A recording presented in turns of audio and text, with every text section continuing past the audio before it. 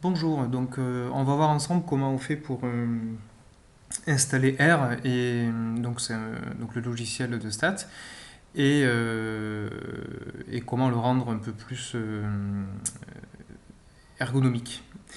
Donc R, donc c'est un programme donc qui est développé depuis donc une trentaine d'années, je pense maintenant, par le milieu de l'informatique, le milieu universitaire et scientifique.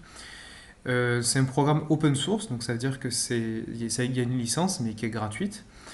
Et donc le gros avantage que ça a, c'est que en fait R, à la base, c'est juste un noyau, c'est un programme, et sur lequel, enfin à partir duquel, on va pouvoir greffer donc des packages qui vont servir à répondre à des besoins particuliers. Donc il y a tout un tas de gens qui programment plein de packages, et donc ça permet de faire à peu près tout ce qu'on veut. Alors R, on le trouve où? Ben, dans Google, vous tapez R. Normalement, voilà le premier lien qui vient. Vous cliquez dessus. Et donc ça, c'est la page d'accueil du projet R. Bon, c'est pas super sexy comme ça, mais bon, déjà, ça vous donne une idée de la puissance du programme. Donc vous allez ici à gauche, là, dans Download, donc Crâne, donc en fait, c'est le projet R. Donc là, vous choisissez un serveur de téléchargement pas trop loin de chez vous, donc par exemple en France, hein, donc il y a Toulouse ou Lyon. Bon, Lyon, c'est bien. Là, vous choisissez votre version. Donc, moi, je suis sous Windows. Et donc là, il vous dit, voilà, if you install R for the first time, tac, vous cliquez dessus. Et là, vous téléchargez donc la version. Donc, actuellement, c'est la 2.14. Il y a des mises à jour assez fréquentes. Donc, pour ça, c'est bien aussi. Donc, vous le téléchargez et vous l'installez. Alors, ensuite, on verra un peu pour les packages comment ça marche. Donc, R, quand vous le démarrez, ça ressemble à ça. Alors, comme ça, voilà, c'est pas super. Ah, attendez, tac. Voilà, c'est pas très beau, hein, on se repère pas bien. Donc là, il y a une console où on est censé taper des lignes de code.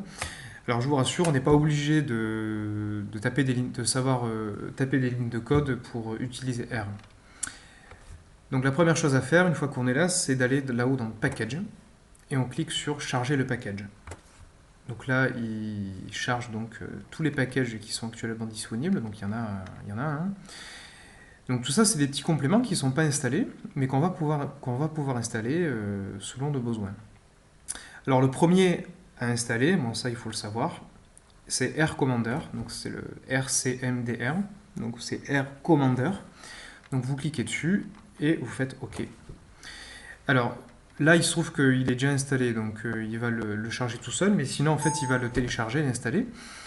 Et donc R Commander en fait c'est ça. Donc en fait c'est une deuxième fenêtre hein, qui s'ouvre par-dessus la fenêtre de code. Et donc là, on se retrouve donc avec une interface déjà un peu plus intuitive où on a donc des boutons en haut et dont on devine déjà l'utilisation. Donc par exemple, on va pouvoir à partir des données importer des données à partir de Excel ou si vous êtes utilisateur donc de SPSS ou Stata. Et ensuite, là directement, on va pouvoir donc sans taper des lignes de code faire des stats. Donc résumé, donc statistiques descriptives, des distributions de fréquences, faire des tableaux de contingence, calcul de moyenne, de proportion, tests de variance, donc c'est des comparaisons de moyenne, les tests non paramétriques, les analyses multivariées, bon après c'est des trucs plus compliqués. Là il y a tout ce qui concerne donc les graphiques, là c'est tout ce qui concerne des choses plus ou moins obscures. Et bon, et là, moi j'ai un onglet en plus parce qu'en fait, c'est un package qu'il faut installer en plus qui s'appelle le FactoMineR et qui permet de faire des analyses multidimensionnelles. Donc, c'est des analyses des correspondances multiples et des analyses factorielles. Voilà. On verra dans d'autres vidéos comment on fait pour bidouiller tout ça.